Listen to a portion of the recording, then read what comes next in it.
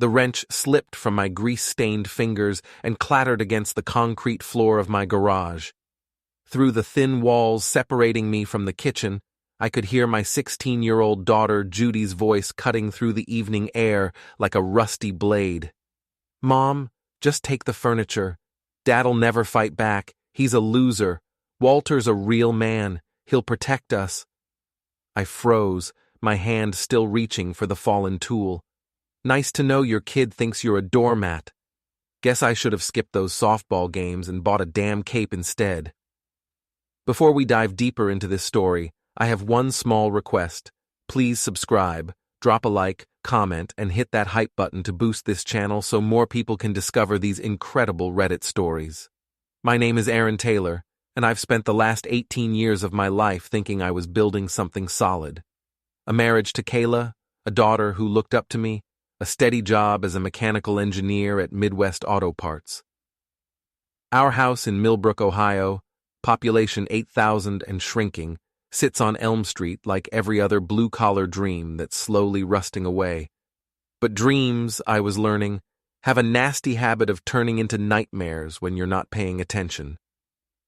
I wiped my hands on an old rag and moved closer to the door connecting the garage to the house.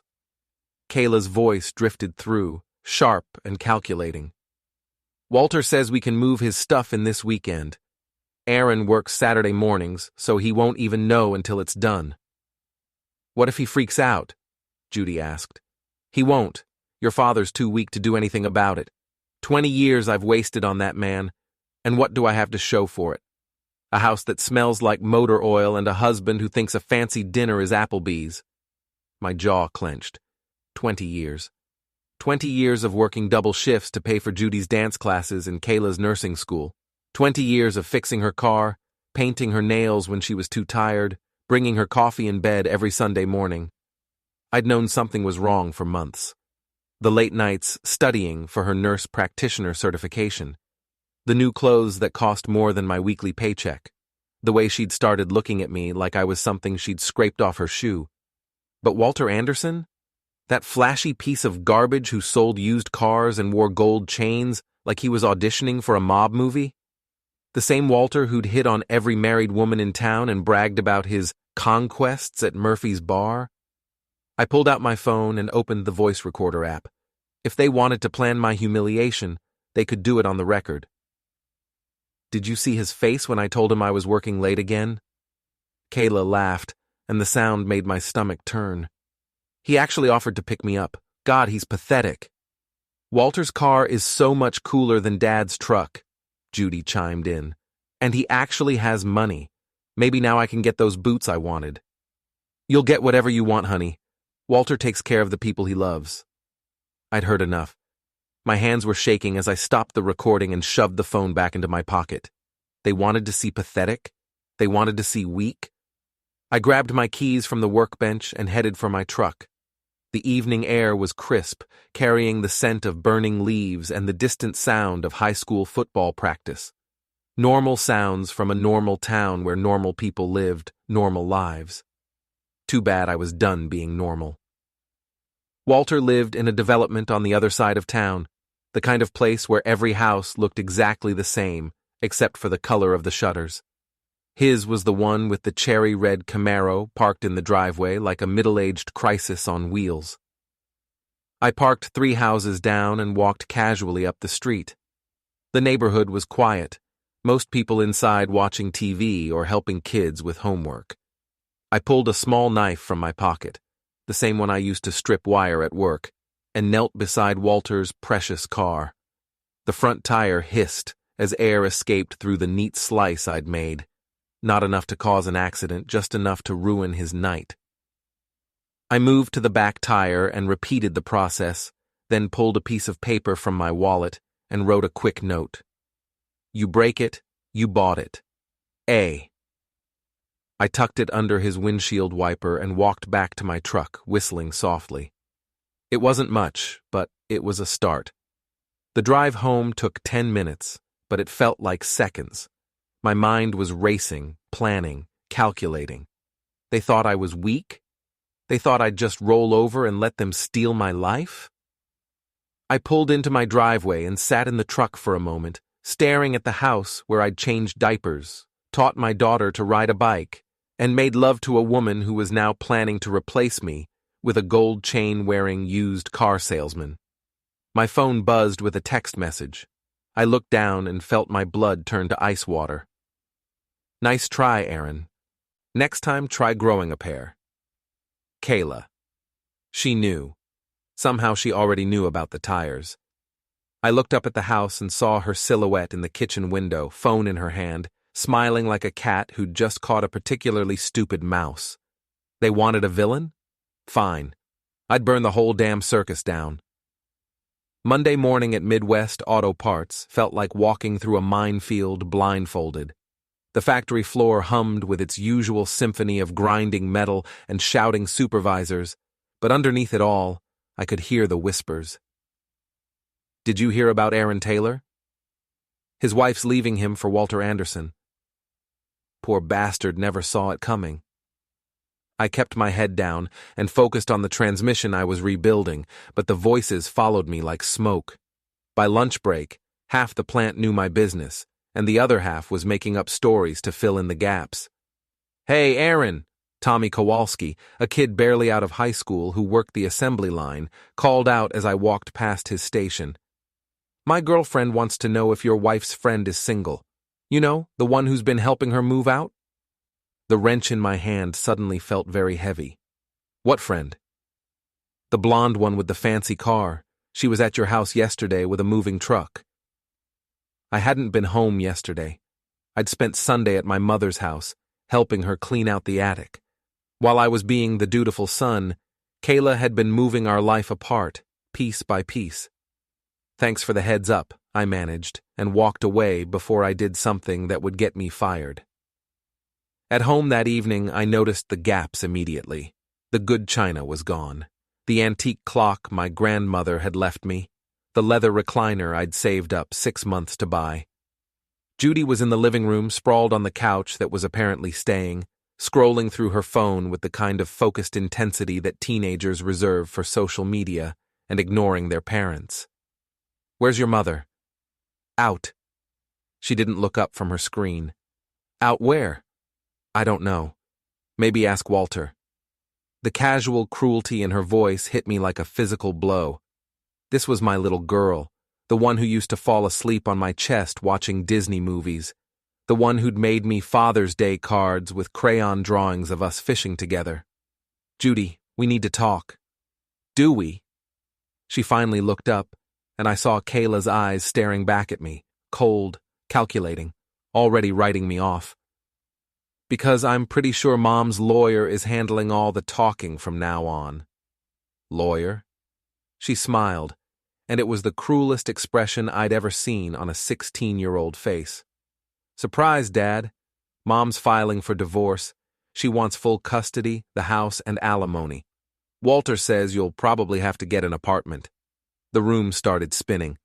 I sat down hard on the remaining couch, trying to process what she'd just said. How long have you known? Weeks. Mom didn't want to tell you until everything was ready. She was worried you might do something crazy. Crazy like what? I don't know. Stalk her or something. You've been pretty weird lately. Weird. I'd been weird because my wife was cheating on me and my daughter was helping her plan my destruction. But sure, I was the problem. Judy, I'm your father. Doesn't that mean anything to you? She shrugged and went back to her phone. Walter's going to adopt me when they get married. He said he'd buy me a car for my 17th birthday. I stood up so fast, the couch cushion flew backward. Walter's not your father. I am. I've been here for 16 years, working my ass off to give you everything you wanted. And look how that turned out. She gestured around the half-empty room. Mom says you never had any ambition. Walter owns 3 car lots. He's successful. Walter's a con man who sells lemons to people who can't afford better. At least he's not a loser who smells like motor oil. The words hung in the air between us like a challenge. My daughter, my own flesh and blood, had just called me a loser. And the worst part was, Standing there in my work clothes with grease under my fingernails, I almost believed her. Almost. You know what, Judy? You're right. I am a loser. I lost the lottery when I got a daughter who'd sell out her own father for a car and a stepfather with a gold chain. But here's the thing about losers. We've got nothing left to lose. I walked out of the house and drove straight to Murphy's bar. Murphy's was the kind of place where the beer was cold, the music was loud, and nobody asked questions you didn't want to answer. I'd been coming here since I turned 21, back when Kayla and I were still happy and the future looked bright. Now it felt like a refuge for the walking wounded. I was 3 beers in when they walked through the door. Kayla looked stunning in a way that made my chest ache.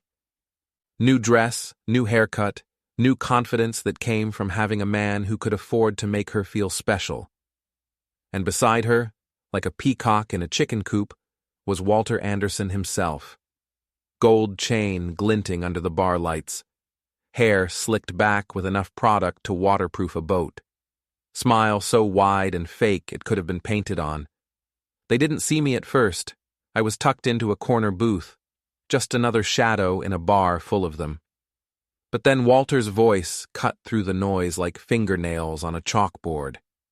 Yeah, I told her she could have whatever she wanted from the house. Poor guy won't even fight for his own stuff. No backbone, you know. He was talking to Rick Murphy, the owner, like they were old friends. Like he hadn't spent the last 5 years getting thrown out of this place for starting fights and grabbing waitresses. Some men just aren't built for competition, Walter continued, loud enough for half the bar to hear. Take Aaron Taylor, for instance. 20 years he had to make that woman happy, and what does he do? Sits in his garage playing with his tools while a real man steps up to take care of business. That's when I stood up. The conversation died as I walked across the room. Every eye in the place was on me, waiting to see what the cuckolded husband would do when faced with his replacement. Walter. I nodded at him like we were old friends. Kayla, my wife, soon-to-be ex-wife, looked like she'd seen a ghost. Aaron, what are you doing here? Having a drink, same as you. I turned to Walter, who was trying to look casual but had taken a half step back toward the door. I heard you telling Rick about real men and competition. Interesting theory. Look, Aaron, I don't want any trouble. No trouble at all. I just wanted to thank you for your service. Walter's chest puffed out. Well, I did serve my country. In Vietnam, right? That's what you told everyone. Purple Heart recipient. Saw action in the Mekong Delta. That's right. I pulled out my phone and opened a web page I'd bookmarked earlier. Funny thing about military records. They're public information if you know where to look. The color drained from Walter's face. Walter James Anderson, born 1968, which would have made you 7 years old when Saigon fell. Impressive military career for a second grader. The bar had gone completely silent. Even the jukebox seemed to be holding its breath. You want to talk about real men, Walter? Real men don't steal other people's wives with lies about their war service. Real men don't prey on women who are going through rough patches in their marriages. You don't know what you're talking about. I know you've been telling people I'm abusive. I know you've been spreading rumors about me around town to make yourself look like the hero riding in to save the poor, battered wife. I turned to face the room, addressing the crowd that had gathered. How many of you have heard that I hit my wife? Silence. How many of you heard that I drink too much, or that I'm unstable, or that Kayla was afraid of me? More silence, but I could see the recognition in their faces. The rumors had been planted and watered carefully. Here's the truth, I said, pulling out my phone again. Yesterday, while I was helping my 70-year-old mother clean her attic, my wife and her boyfriend were stealing furniture from my house. Furniture I paid for with money I earned working 60-hour weeks at the plant. I hit play on the recording I'd made in my garage. Judy's voice filled the bar, clear as a bell. Dad'll never fight back, he's a loser. Walter's a real man, he'll protect us. Then Kayla's voice. Your father's too weak to do anything about it. The crowd stirred, murmuring among themselves. I could see the shift in their faces, the way they were looking at Walter and Kayla now. Weak, I repeated, savoring the word. That's what she called me. Too weak to fight back. I walked up to Walter, close enough to smell his cheap cologne and see the sweat beading on his forehead. Tell me, hero, when you were busy not serving in Vietnam, did they teach you what happens when weak men finally get pushed too far? Walter opened his mouth to respond, but I was already moving. I grabbed the beer bottle from his hand and dumped the contents over his head, soaking his perfectly styled hair and designer shirt. The bar erupted in cheers and laughter. Walter stood there dripping and humiliated, while Kayla stared at me like she was seeing me for the first time. "Aaron!" she screamed. "You're insane! I'm calling the police!" "Go ahead," I said calmly. "Tell them your boyfriend likes to impersonate veterans. I'm sure they'll be very interested." Walter was backing toward the door, but I wasn't done with him yet. "One more thing, Walter. That car you're so proud of, the one you used to impress my wife, it's leased through your dealership, which means it's not really yours, just like everything else in your pathetic life." He turned and ran, literally ran out of the bar with Kayla chasing after him. The crowd was on their feet, applauding and buying me drinks I didn't want. But as I sat back down in my booth, I realized this was just the beginning. Humiliating Walter in public felt good, but it wouldn't solve my problems. If anything, I'd just made them worse. My phone buzzed with a text from an unknown number. "Enjoy your little show tonight. Tomorrow you'll find out what happens when you mess with the wrong people. K." I smiled and typed back. "Looking forward to it. The loser." They wanted war? Let's see how they liked the trenches. Tuesday morning brought a process server to my door at 6 a.m. Divorce papers, custody filing, restraining order application, and a lawsuit for emotional distress stemming from my public humiliation and harassment of Walter and Kayla at Murphy's bar. I read through the documents while drinking coffee from my favorite mug, one of the few things Kayla had apparently deemed too worthless to steal. According to her lawyer, I was an unstable, potentially violent man who posed a threat to my wife and daughter. The restraining order would keep me away from both of them, and the custody filing painted me as an unfit father who prioritized drinking and confrontation over his family's well-being. It was a masterpiece of legal fiction, and it might have worked if they were dealing with the old Aaron Taylor, the one who played by the rules and trusted the system to be fair.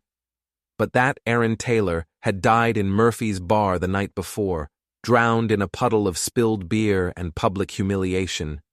The new Aaron Taylor had nothing left to lose, which made him very dangerous indeed. My first stop was the bank. 20 years of marriage meant 20 years of joint accounts, and while I couldn't legally steal Kayla's money, I could certainly protect my own. I withdrew every penny from our savings account, $23,000 that I'd been setting aside for Judy's college education, and opened a new account in my name only. The checking account was next. I left exactly half down to the penny and took the rest. Let her explain to Walter why the credit cards were suddenly maxed out. My second stop was the insurance company. As the primary policyholder, I had the right to make changes to our coverage. I didn't cancel Kayla's health insurance. That would have been cruel, but I did remove her as the beneficiary on my life insurance policy. No point in giving her a financial incentive to make me disappear permanently. The house was trickier. According to the deed, it belonged to my mother, Brenda Taylor, who'd signed it over to Kayla and me when we got married, with the understanding that we'd take care of her in her old age. Legally, she still had rights to the property, which meant Kayla's claim wasn't as solid as she thought. I drove to Mom's house on the other side of town, a small ranch-style place where I'd grown up, and where she'd lived alone since Dad died 5 years ago. She was in her garden, pulling weeds with the kind of focused intensity that had made her a force to be reckoned with during my childhood. "Aaron?" She stood up, brushing dirt from her knees. "What brings you by so early?" "We need to talk about the house, Mom." Her expression darkened. "I heard about Kayla." "I'm sorry, honey." "Are you? Because she's claiming ownership of your property." Mom's eyes flashed with the kind of anger that had once made me hide under my bed when I'd broken her favorite lamp. "Is she now?" I showed her the divorce papers, specifically the section where Kayla demanded full ownership of the family home. Mom read in silence, her face growing redder with each line. "That little bitch thinks she can steal my house?" "Mom." "Don't you mom me, Aaron Taylor. I never liked that girl, and I told you so when you married her.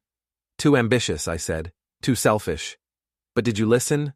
No, you were thinking with your... I get it. You were right. The question is, what do we do about it now?" She folded the papers and handed them back to me with a smile that would have made a shark nervous. "We remind her who actually owns that house, and we make sure she understands that stealing from the Taylor family comes with consequences." My third stop was the phone company. As the account holder, I had the authority to suspend service to any device on our family plan.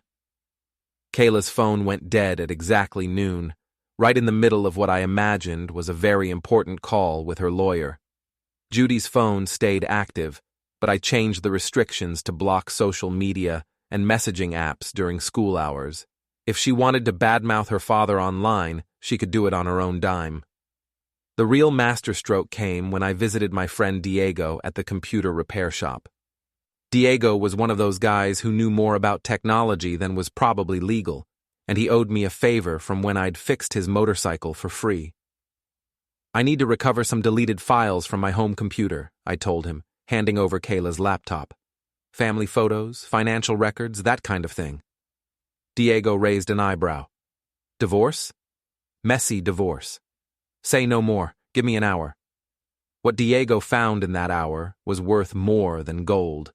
Deleted emails between Kayla and Walter going back 6 months. Text message backups revealing the full extent of their affair. Financial records showing that Kayla had been hiding money in a secret account, funded by selling items from our house. But the real treasure was a series of messages between Kayla and her sister Linda, discussing their plan to destroy Aaron's credibility by spreading rumors about domestic violence and substance abuse. They'd been building a case against me for months, laying the groundwork for a divorce that would leave me with nothing. "Your wife's not very smart," Diego observed, burning the recovered files to a DVD. "Who keeps evidence of a conspiracy on their laptop?" "Someone who thinks her husband is too stupid to fight back." That evening, I drove to Walter's house for the second time in 3 days. But instead of slashing tires, I had a different kind of vandalism in mind. I waited until after dark, then walked calmly up his driveway and began applying bumper stickers to his precious Camaro. "Honk if you're cheating on your wife. My other car is stolen too. Vietnam vet, not really." By the time I was finished, his car looked like a mobile advertisement for everything that was wrong with him. The best part was that the stickers were the industrial strength kind used at the plant. They'd take hours to remove, and they'd leave residue that would never come off completely. As I walked back to my truck, I noticed a light come on in Walter's bedroom window. A silhouette appeared, then another. Walter and Kayla probably planning their next move in the war they'd started. Let them plan. I was 3 moves ahead and just getting started. My phone buzzed with a call from an unknown number. I answered on the second ring. "You son of a bitch!" Walter's voice was high and strained. "I know it was you. You vandalized my car." "I have no idea what you're talking about, Walter. I've been home all evening. Ask my neighbors. The police are going to hear about this." "Good. While you're talking to them, maybe you can explain why you've been impersonating a military veteran. I believe that's a federal crime." The line went quiet for a long moment. "This isn't over," he finally said. "No, it's not. But when it is, you're going to wish you'd never heard the name Aaron Taylor." I hung up and drove home, whistling the theme from The Good, the Bad, and the Ugly. Tomorrow would bring new challenges, new attacks, new opportunities for revenge. But tonight, for the first time in months, I slept like a baby. Wednesday morning brought the police to my door. Officer Janet Martinez, a woman I'd known since high school, stood on my porch with the kind of expression that said she'd rather be anywhere else. "Aaron, I need to ask you about some vandalism reported at Walter Anderson's house." "Come in, Janet. Coffee?" She followed me into the kitchen, declining the coffee but accepting the chair I offered. "Walter says you put bumper stickers all over his car last night." "That's a serious accusation. Does he have any proof?" "Well, no. But given the history between you two—" "You mean the history where he's been sleeping with my wife and spreading lies about me around town?" Janet sighed. "Aaron, I know this is hard, but you can't take the law into your own hands. I haven't broken any laws. Have I been charged with anything?" "Not yet, but Walter's talking about pressing charges for harassment and vandalism." I pulled out my phone and showed her a photo I'd taken the night before. "This is Walter's car at 11 p.m., exactly as he left it. No stickers." The photo was genuine, taken from my truck before I'd applied the decorations. What I didn't mention was that I'd taken it specifically to establish an alibi. "I was home by 11:30, I continued. "My neighbor Gordon can vouch for that. He was walking his dog when I pulled into the driveway." Janet studied the photo, then looked at me with the kind of suspicion that came from knowing someone too well. "Aaron, I've known you since we were kids. You're not the type to vandalize cars." "You're right. I'm not. But you're also not the type to dump beer on someone's head in a crowded bar." "People change, Janet, especially when they're pushed past their breaking point." She stood up, adjusting her utility belt. "Just be careful, okay? Walter's connected to some people in this town, people with influence." "Thanks for the warning." After she left, I called in sick to work and drove to the county courthouse. If Kayla wanted to play legal games, I needed my own lawyer. Fortunately, I knew exactly who to call. Ron Jeremy, yes, that was his real name, and yes, he'd heard all the jokes, was the kind of lawyer who advertised on late-night TV and took cases other attorneys wouldn't touch. He was also ruthless, unethical within the bounds of the law, and exactly what I needed. "Aaron Taylor." He stood up from behind his desk, a mountain of a man in a suit that had seen better decades. "I heard about your troubles. Terrible business. Terrible. But lucky for you, I specialize in terrible business." I handed him the DVD Diego had prepared. "I need you to look at this." Ron slid the disc into his computer and began reading, his eyebrows climbing higher with each page. "Well, well, well. Your wife's been a busy little bee, hasn't she? Can you use it? Can I use it? Son, this is Christmas morning, and the 4th of July rolled into one beautiful package. Your wife just handed us her head on a silver platter. What about the restraining order?" "What restraining order? You mean this piece of toilet paper?" He waved the legal document dismissively. "Based on what evidence? A bar fight that half the town witnessed where the other guy started the verbal confrontation. Please." "So what's our next move?" Ron's smile was predatory. "We go nuclear, full scorched earth. By the time I'm done with your wife and her boyfriend, they'll be lucky to find jobs cleaning toilets at the bus station." That afternoon, I received a call from Sharon Hayes, a woman I worked with in the quality control department. Sharon was smart, funny, and had been divorced herself 2 years earlier. We'd always been friendly, but nothing more than that. "Aaron, I heard about what happened. Are you okay?" "I'm managing. Thanks for asking. Listen, I know this might not be the best time, but there's something you should know about Walter Anderson." "I'm listening." "My ex-husband used to work for him before the divorce.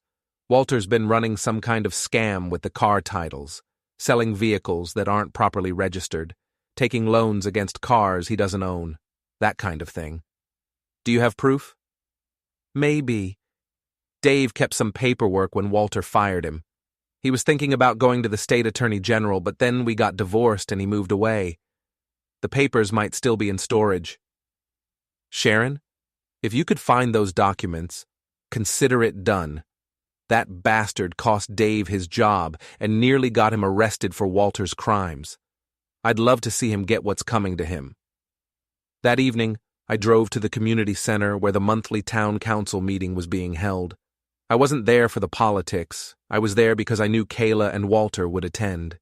They'd been positioning themselves as pillars of the community, and Walter had been talking about running for city council himself. I sat in the back, watching as Walter glad-handed the local politicians, and Kayla charmed the wives with her new haircut and designer clothes.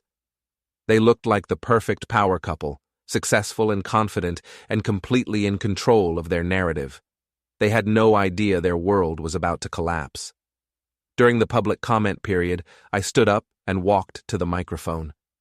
The room fell silent as people recognized me. The cuckolded husband, the man who'd made a scene at Murphy's bar. My name is Aaron Taylor, and I've lived in this town for 38 years. I've worked at the plant, paid my taxes, and tried to be a good neighbor and citizen. Murmurs rippled through the crowd.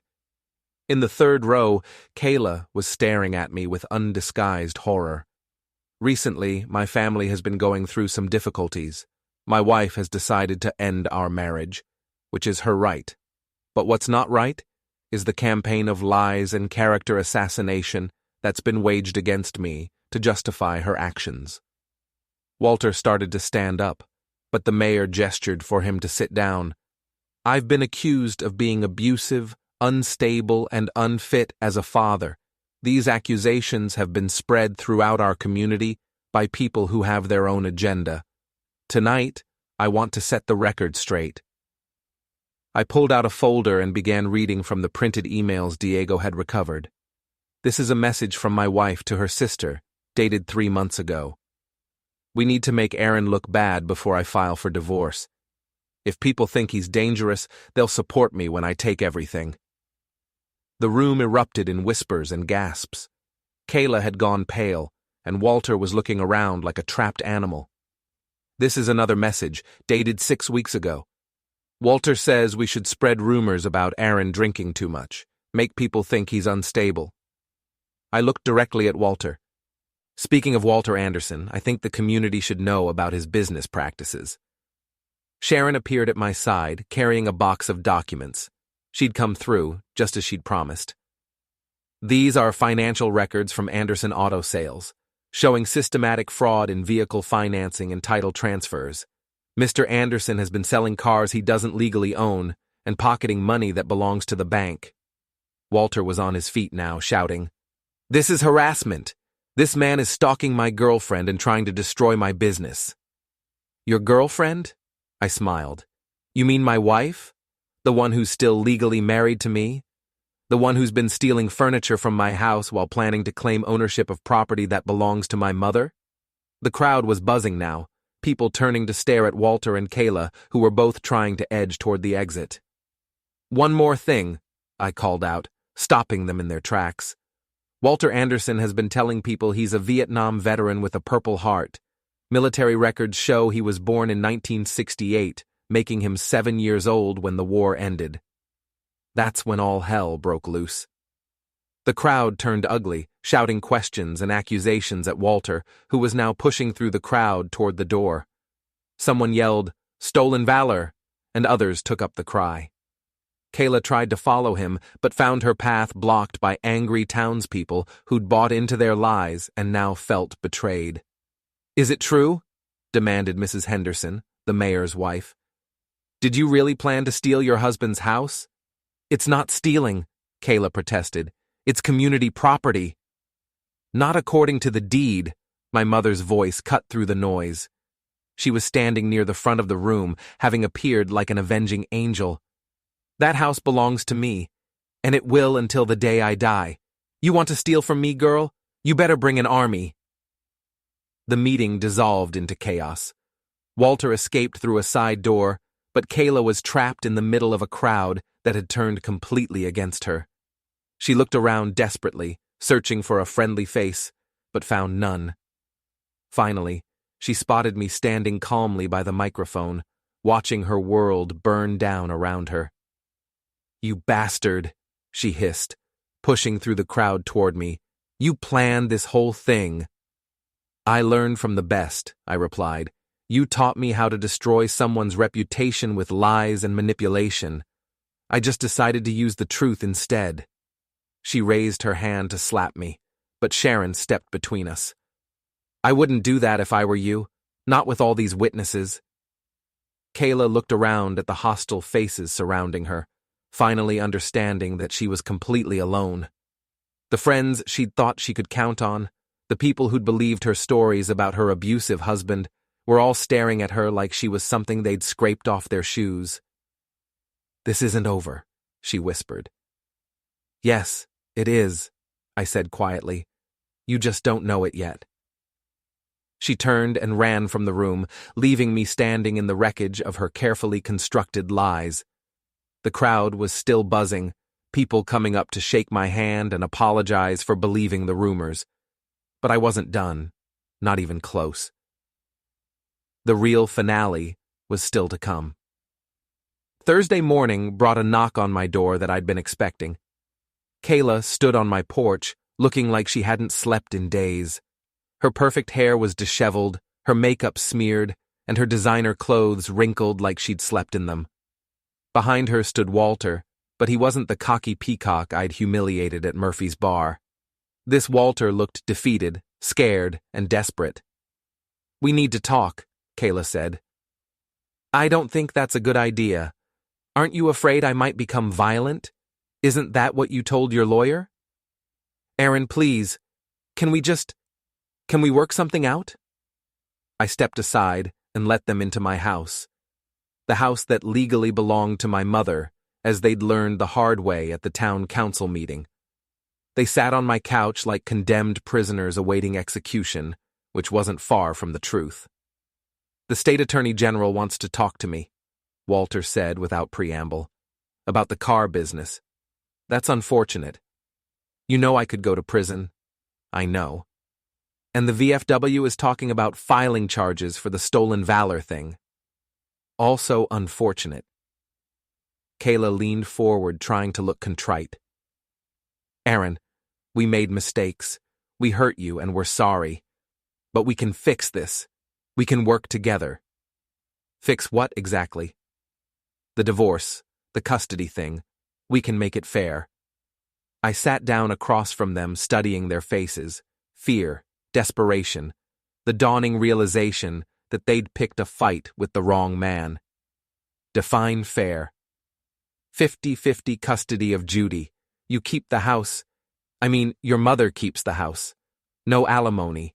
We split the debts and assets equally. And in return?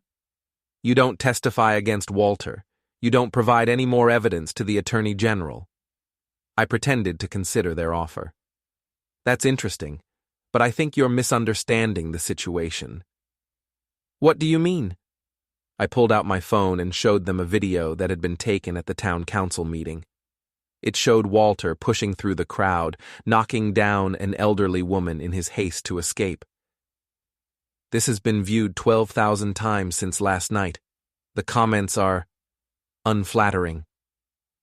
Walter's face went white. "I didn't mean to knock her down. It was an accident." "I'm sure it was, but it doesn't look good, does it? Especially combined with everything else." I swiped to another video, this one showing Kayla trying to slap me before Sharon intervened. This one's only at 8,000 views, but it's climbing fast. The internet really doesn't like women who make false abuse allegations. Kayla started crying, but they were tears of frustration, not remorse.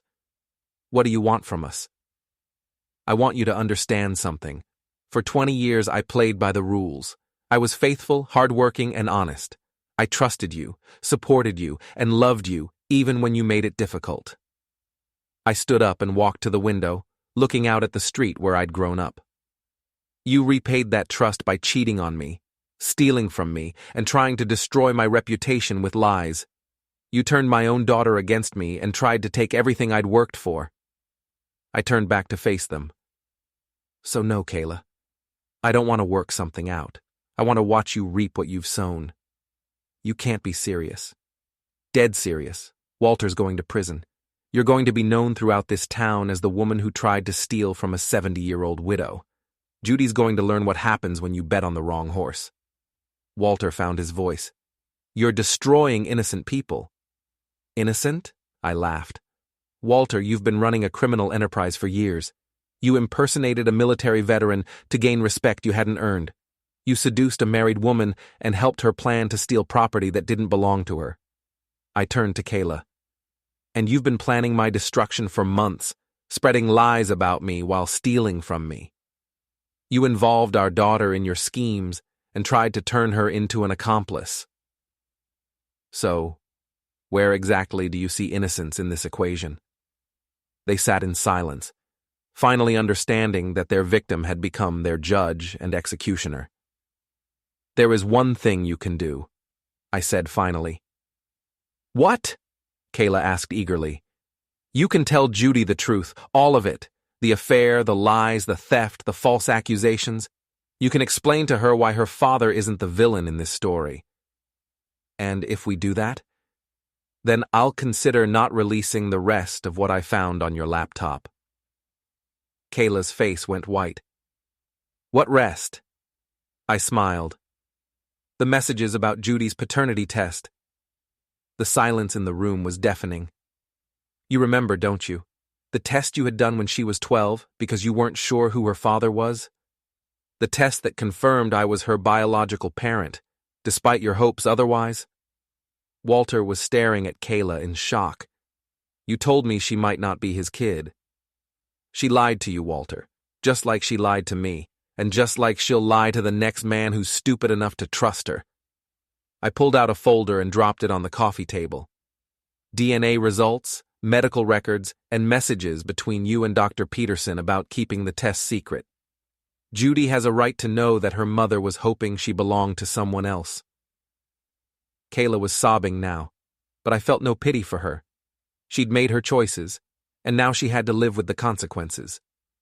You have until tomorrow to tell her, I said. If you don't, I will, and I'll make sure everyone in town knows why. They left without another word, Walter supporting Kayla as she stumbled down my front steps like a broken woman. But I wasn't finished yet.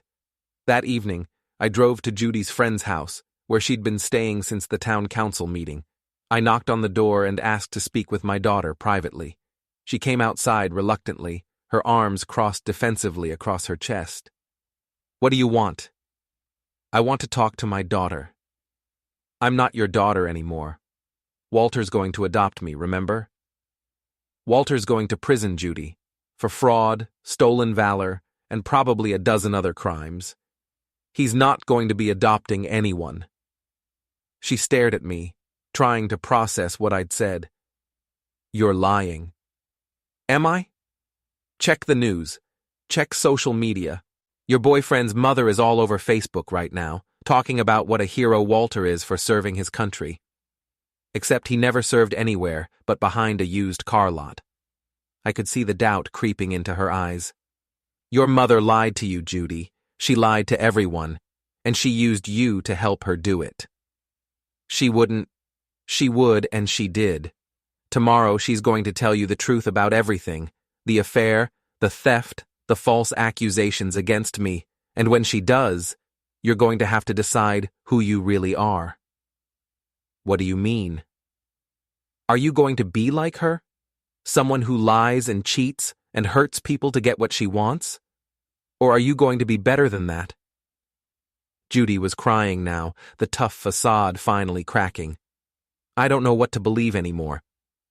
Then don't believe anyone. Look at the evidence. Look at what people do, not what they say. And when you're ready to have an honest conversation with your father, you know where to find me. I left her standing there in the driveway, staring after my truck as I drove away. The next morning, Kayla called and asked me to meet her at Murphy's bar. It seemed fitting.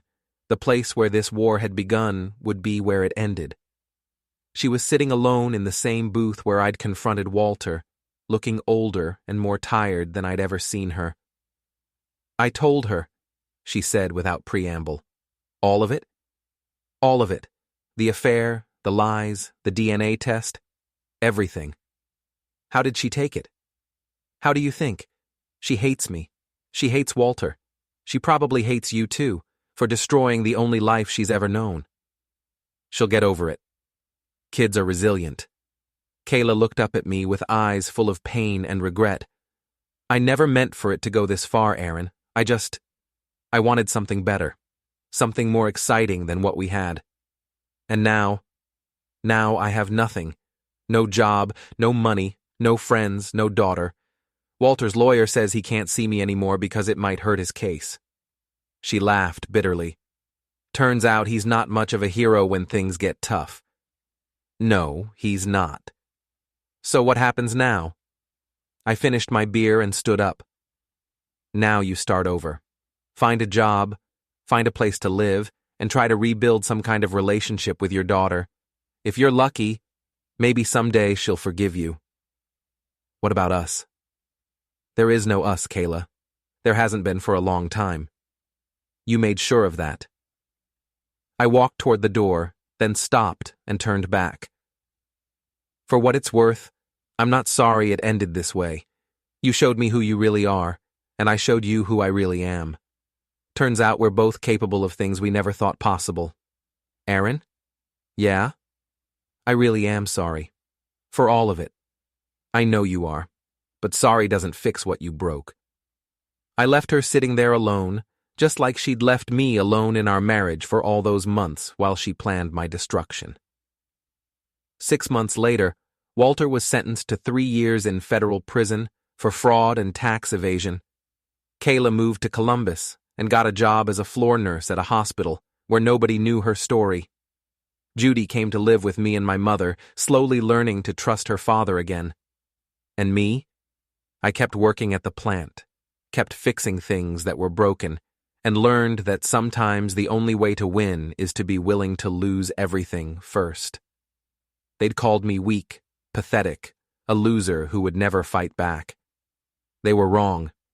In this town, cold iron is the only thing that cuts through lies and betrayal.